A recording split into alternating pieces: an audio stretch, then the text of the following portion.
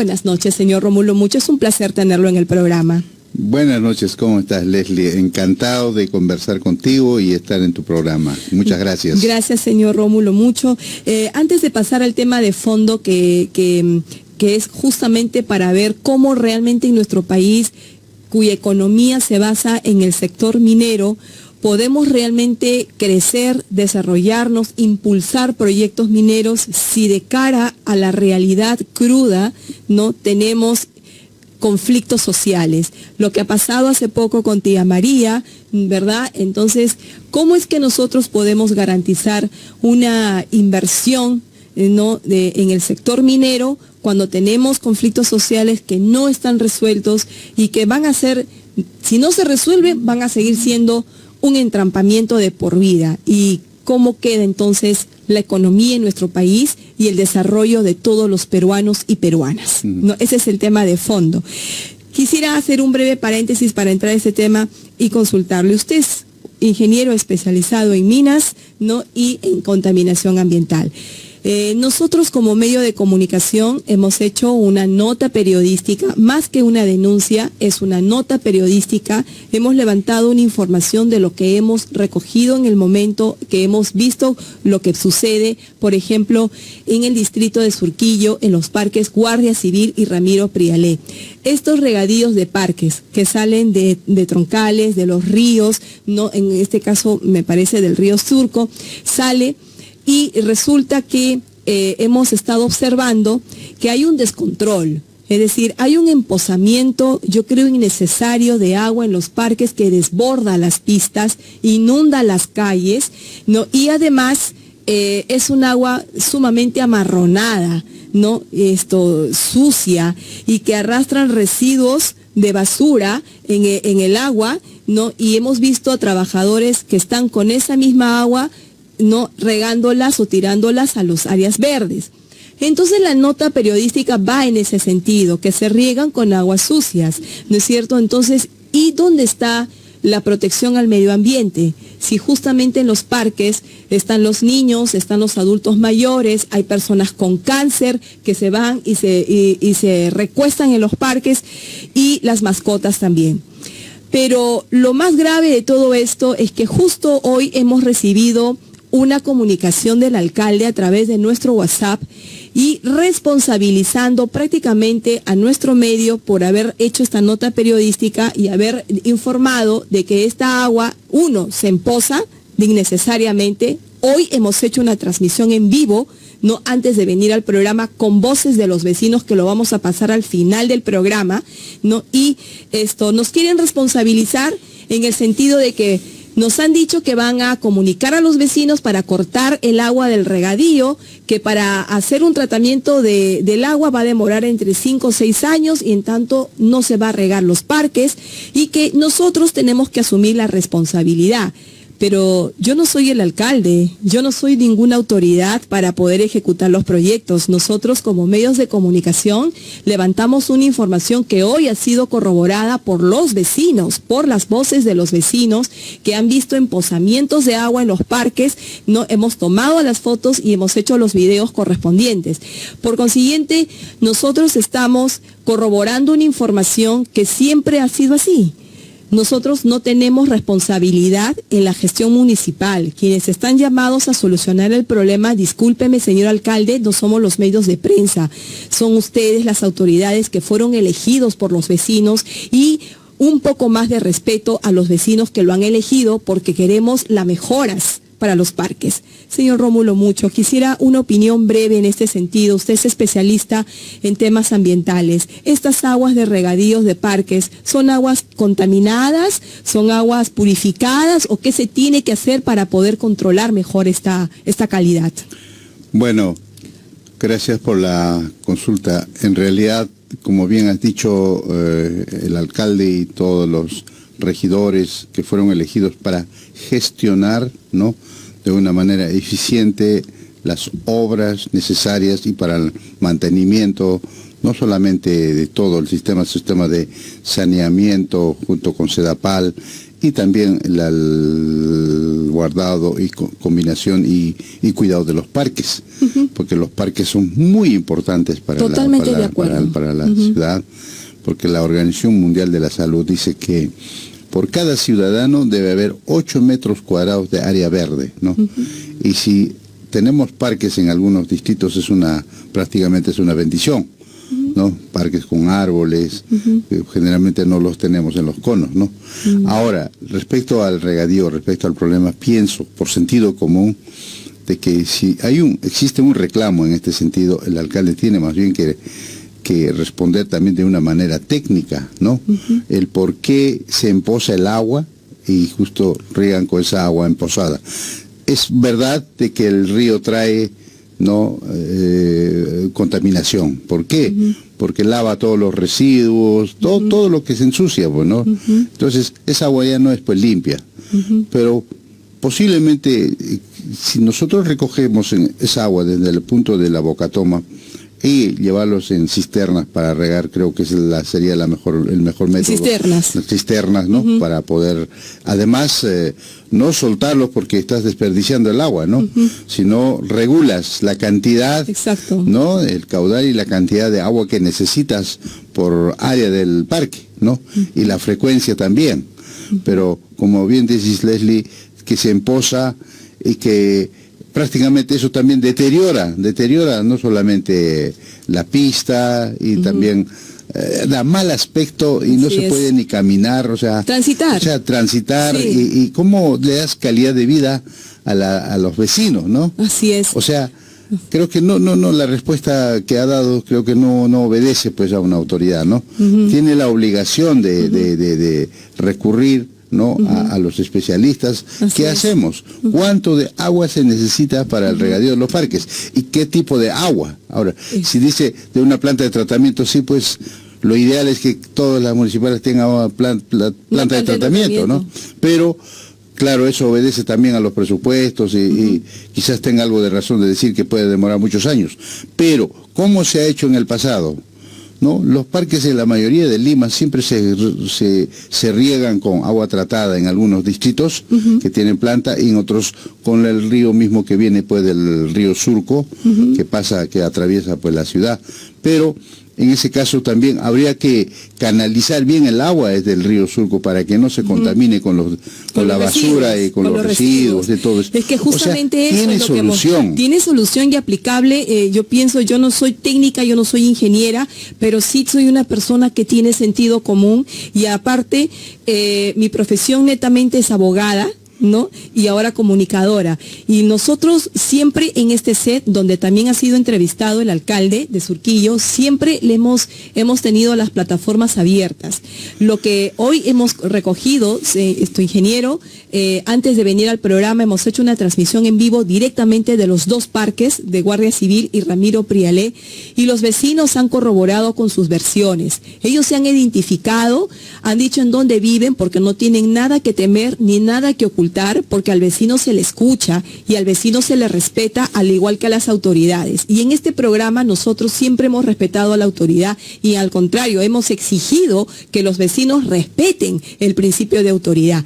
Pero lo que no se puede hacer es atribuir a un medio de comunicación que por el hecho de que haga una nota periodística respecto a una falta de control de cuotas de agua que empoza, vemos parques empozados que se desbordan, inundan las calles, ¿no es cierto? No se puede transitar y hay fotos y videos reiterados al respecto. Entonces discúlpenme, pero no nos pueden responsabilizar por ello porque vuelvo a repetir, yo no soy autoridad, la autoridad tiene que aplicar los proyectos. Y le pregunto a un especialista que es ingeniero ambiental, minero, que ahora vamos a hablar sobre el tema, y usted nos está explicando que hay alternativas, hay soluciones. Por supuesto.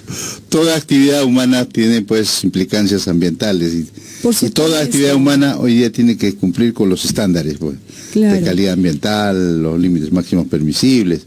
Está en la regulación, están las leyes, o sea, simplemente hay que cumplirlas, ¿no? O sea, no se trata de que corten el agua del regadío porque simplemente hubo una nota periodística y se acabó. Esa es la solución. Esa no es la solución. Es una respuesta pues inadecuada, visceral o digamos con hígado, digamos, ¿no? que no le gusta, no, señor alcalde, usted tiene que resolver, tiene su gente, tiene equipo técnico, ¿no? O sea, no es de mayor problema, o sea, eso tiene que resolver, como digo, claro. No tiene que encontrar la forma de regar, pero sin empozar, sin botar el agua, ¿no? Sin inundar las calles, se riegan los parques, no las pistas. Claro. No las pistas. Aparte que las pistas se deterioran por el También agua. han habido quejas en ese sentido de vecinos que han presentado, desde el año pasado, han presentado quejas escritas de empose de aguas por el tema del regadío sin control. No, y se malogra, ¿no? Pues la pista, se malogra el concreto, o si no es eso, asfalto peor. Claro. El asfalto se levanta con el agua. Bien, vamos a dejar este punto. Gracias, señor Rómulo, mucho por habernos esclarecido el tema, pero en realidad pues son las autoridades que tienen que diseñar su mejor esfuerzo. Un sistema de regadío. Un sistema de regadío de mejor calidad. Claro, Está bien que vengan de los ríos, pero como usted dice, tiene que tener un control. Claro. ¿No? Entonces lo que nosotros hemos visto es que esa agua va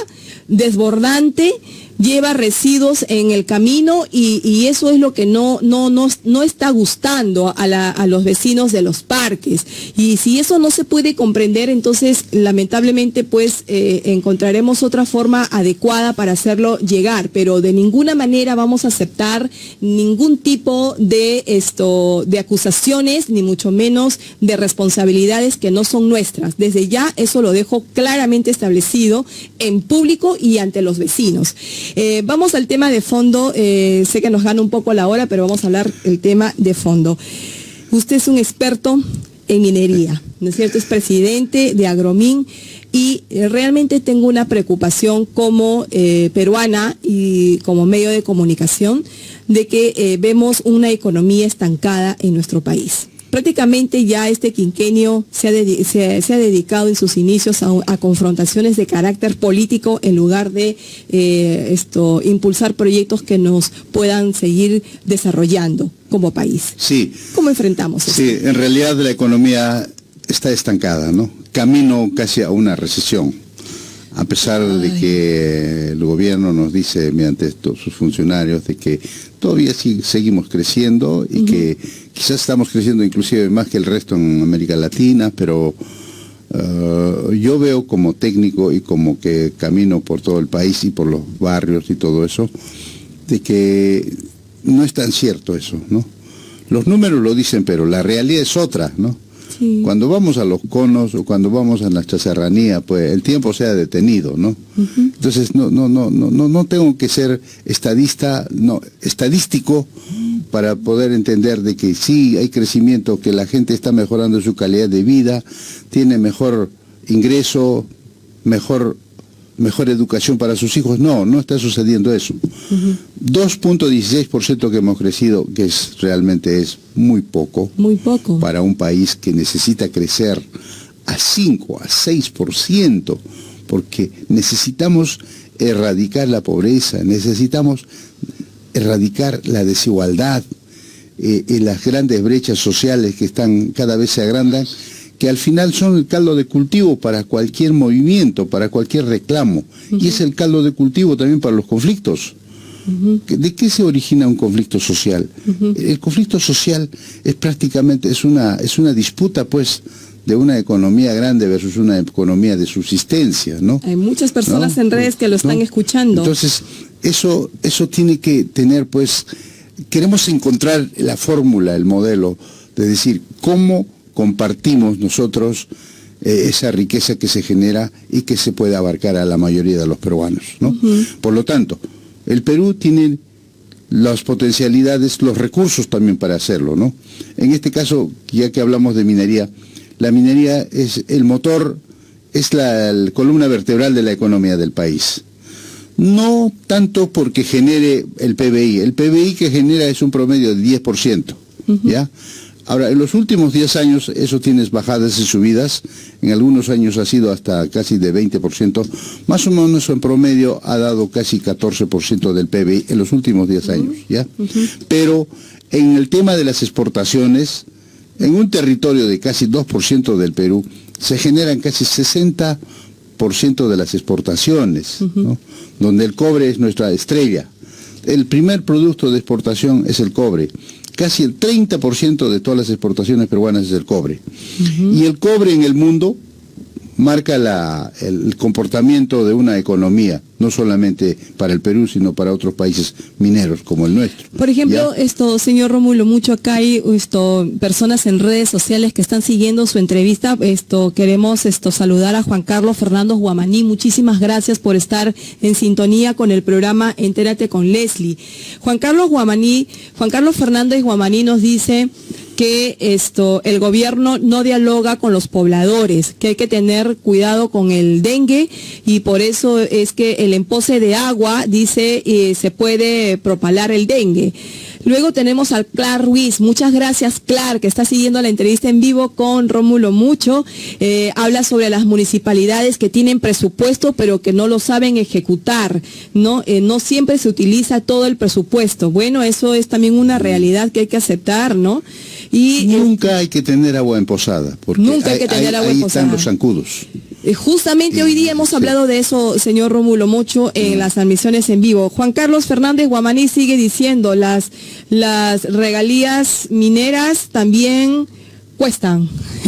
Bueno, quiero decir de que yo soy ingeniero de minas, ¿ya? Pero no soy un hombre feliz diciendo que nosotros solo debemos depender de la minería. No. Desde hace muchas décadas, los gobiernos descuidaron hacer otras actividades y fundamentalmente invertir en el conocimiento, en ciencia y tecnología. Hoy estaríamos generando bienes de capital, bienes y servicios, otras actividades. Quizás estaríamos fabricando ya carros, computadoras, porque si hubiéramos apostado hace décadas. Pero no, nos hemos contentado de las minas y seguimos con eso. Y aparte de eso, que hoy día la minería tiene conflictos, ¿no? O sea, al quien está generando la riqueza para la economía, que está contribuyendo fuertemente, ahora se le ataca también. O sea, hay un doble discurso, hay una sin razón en el tema, ¿ya? Pero la verdad que yo digo que no debemos seguir dependiendo de la minería, ¿ya? Debemos haber ya tecnificado el país, diversificado la producción, debemos ya haber fortalecido otras actividades.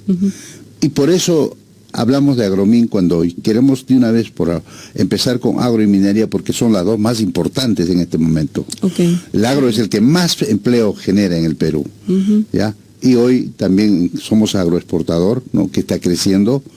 Claro que eso también va a tener una cierta limitación porque los suelos también se cansan, ¿no? En el caso de la minería, sí todavía tenemos ingentes proyectos, ingentes recursos, que si los desarrollamos sí pueden ser una palanca, pueden aportar bastante para generar esos recursos que necesitamos para la investigación y desarrollo, porque nos hemos olvidado de eso, y hoy más que nunca lo necesitamos. Y cuando caen los precios, para nosotros es fatal, como lo está sucediendo en este momento. El precio del cobre a principios del año había escalado porque había un optimismo. Había escalado a 6.300 a 6.400 dólares la tonelada. Ahora con el efecto coronavirus, donde las fábricas, las fundiciones de cobre, zinc y de otros metales en China están paralizados, ¿no? El cobre ha bajado a 5.400. Ha bajado 800 dólares de la tonelada. Y para el Perú, que en este momento más o menos puede producir 2.45, casi 2.5 millones de toneladas, si multiplicamos, ¿no?, ese precio versus la diferencia, estaríamos perdiendo mensualmente algo de 150, 160 millones de dólares en exportaciones. Y eso significa menos ganancias, menos impuestos, menos dinero para el canon, menos dinero menos regalías. Entonces, ese es el tema. ¿Hasta cuándo vamos a depender de la minería? Y cuando baja, nos afecta. Pero, y por otro lado, muchos peruanos están contra la minería, ¿no? Dicen no a la minería. Entonces la pregunta es, ¿qué hacemos entonces? ¿Qué hacemos? ¿Cómo reemplazamos la minería con otra actividad? No lo hay por el momento.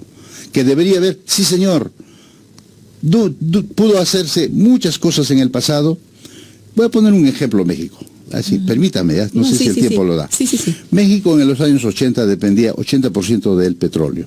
La Pemex es una de las empresas petroleras más grandes. Y algo también de minería, porque minería también ha venido después en México. 80% de su economía era recursos naturales, entre más que todo petróleo y algo de minería, ¿no? Han pasado 30 años y hoy México exporta 10 veces el Perú, 450 millones, son 110 millones de mexicanos, tiene 100 kilómetros cuadrados más, 100.000 kilómetros cuadrados más que el Perú, casi un poquito más, pero hoy día ya el petróleo y los recursos naturales ya no representan más del 15%. El 80% ya es manufactura, fabricación de maquinarias, de carros. Muchas grandes empresas han establecido para toda América Latina, como México, como centro de distribución, centro de fabricación, centro de todo. Entonces, hay tecnología. Entonces, muchos productos que llegan al Perú ya son manufacturados en México. Entonces, no tomamos esa decisión hace años. Hubo los intentos allí en el gobierno de Velasco, inclusive en el gobierno militar, por acuerdo del Pacto Andino que se creó, que acá ya se ensamblaban Chrysler, los carros Dodge, carros ensamblados en Perú. Volvo también puso su planta acá en el kilómetro 22, donde ahora es un centro comercial. Volvo se ensamblaba para todo el Pacto Andino, para los países del Pacto Andino, todos los volquetes y carros Volvo. Y también se ensamblaban los motores Perkins, motores ingleses, ¿no? Y así podemos ir enumerando que muchas cosas se hacían ya en el Perú. Inclusive se fabricaban las máquinas perforadoras Huascarán para los mineros, ¿no? Entonces, pues, ¿cómo hemos retrocedido en el tiempo? Cuando si eso hubiera seguido avanzando, hoy día seríamos un gran emporio industrial de fabricación de maquinarias, de vehículos, de otras cosas más. ¿Qué más hubiéramos avanzado? ¿No? Pero el Perú hoy no produce nada con valor agregado. Simplemente estamos, claro que el mismo mineral, por favor, no quiero decir que estamos vendiendo piedras. Nosotros recogemos minerales con bajísima ley. En el caso del cobre, en este momento casi 0.5 promedio. De 1.000 kilos de roca, 5 kilos nada más hay de cobre. Y eso hay que recuperarlo. No se recupera el 100%, sino generalmente 85%. Entonces, 3.5 kilos que se recupera. La tecnología hoy permite recuperarlo. Entonces, recuperarlo, enriquecerlo, venderlo hasta el concentrado, y hay un valor agregado también. Pero después viene pues la fundición, refinación, ¿no? Que le da más valor agregado hasta obtener el metal puro. Claro, solo la empresa Sauder Perú hace eso acá en el Perú, porque ya la oro ya está parado. No tenemos fundiciones ni refinerías. Solo tenemos una pequeña de estaño acá en Pisco y la de Sauder que está en Hilo. Pero casi un 80% de todos nuestros metales lo estamos vendiendo en concentrados. Y ahí mismo nos dice que cómo estamos como Perú. Si no podemos vender siquiera los metales de forma refinada, ¿no? O sea, pura. Y cuando obtienes ese metal puro, ya puedes combinar, ya puedes jugar con las aleaciones, o sea, con la mezcla de metales para poder manufacturar piezas, repuestos, y a un sinfín de cosas que se necesitan para la manufactura, para la fabricación de vehículos, de camiones, de todo lo que uno quiere usar, ¿no? Todo lo que usamos. Hay una frase que los gringos dicen que es muy práctico, ¿no? Todo lo que usamos, todo lo que utilizamos y todo lo que tenemos viene de la minería. Entonces, la minería es parte de la vida, no solamente de hoy, sino desde los tiempos precolombinos, desde la que el hombre apareció sobre la faz de la tierra. Sino no se explica cómo el hombre pudo sobrevivir en la faz de la tierra si hubiera sido cazador o solo se hubiera utilizado herramientas de labranza con base de madera, por decir, ¿no? ¿Cuándo empieza el desarrollo del hombre? Cuando descubre los metales, cuando encuentra la naturaleza y cuando comienza a fundirlo, los metales, el hierro, el zinc, el cobre y todos los metales que encuentra, comienza a fundirlo y a preparar sus herramientas. Las herramientas de labranza para labrar la tierra, para sembrar productos, para cosechar, para cocinar, para mezclar, para preparar, todo es metal. Entonces desde ahí el hombre comienza a progresar, ¿no? ¿Cómo no? Nos damos cuenta que no, la tierra también no solamente es tierra que como si fuera que los alimentos crecieran de la nada, no. Hay que trabajar, entonces para eso necesitamos herramientas. Y las herramientas hoy pues son hechas de metales. Y hoy, en un mundo moderno, nuestras herramientas son esto, ¿no? Los celulares, las computadoras, todo. Este micrófono, así es, ¿no? Esta silla que estamos sentados es de metal.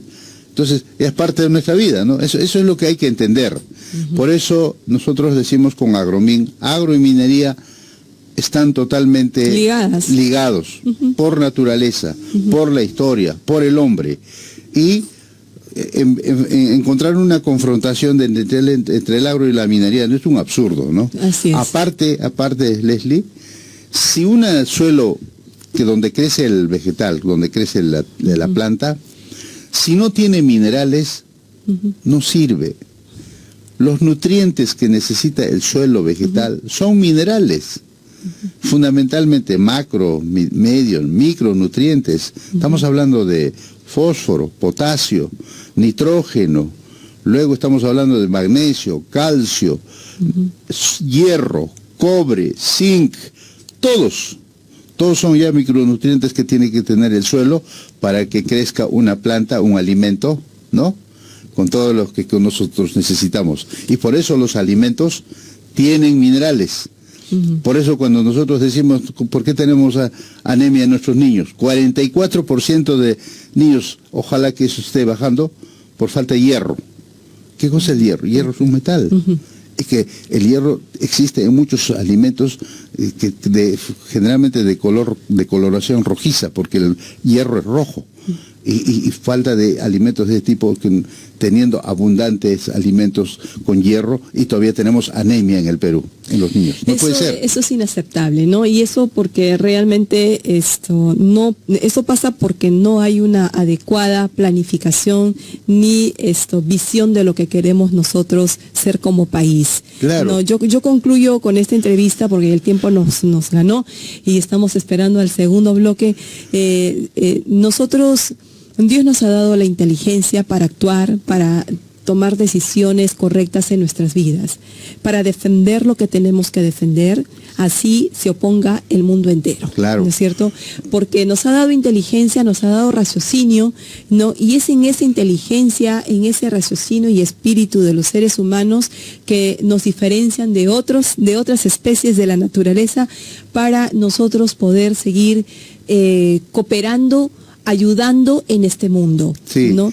Permíteme, sí, Leslie, solamente breve. Para concluir, sí. Hagamos una minería moderna, una minería inteligente, una minería que no sea invasiva y que sí se hace. Entonces, yo creo que vamos a tener menos problemas. Y que se respeten los protocolos. Y todos los protocolos. Y sí lo necesitamos. Sí lo necesitamos.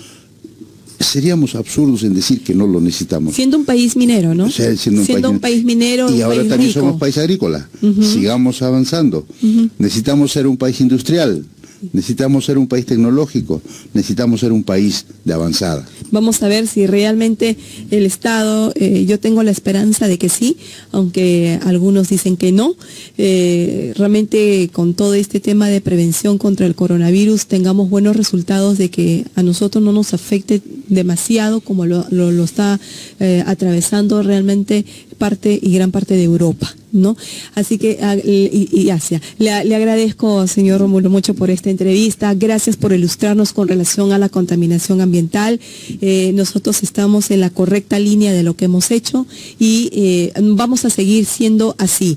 Nosotros aquí hacemos el respeto a todas las personas y esta plataforma siempre ha sido una plataforma democrática y acá se ha dado las opiniones con el debido respeto. En ese marco nosotros nos vamos a mantener. Si hay respuestas inadecuadas porque es fruto de un apasionamiento o algo por el estilo, bueno, dejarlos de lado porque realmente lo que nosotros necesitamos en el Perú son decisiones de autoridades que nos lleven al buen éxito y al buen mejoramiento de nuestro desarrollo.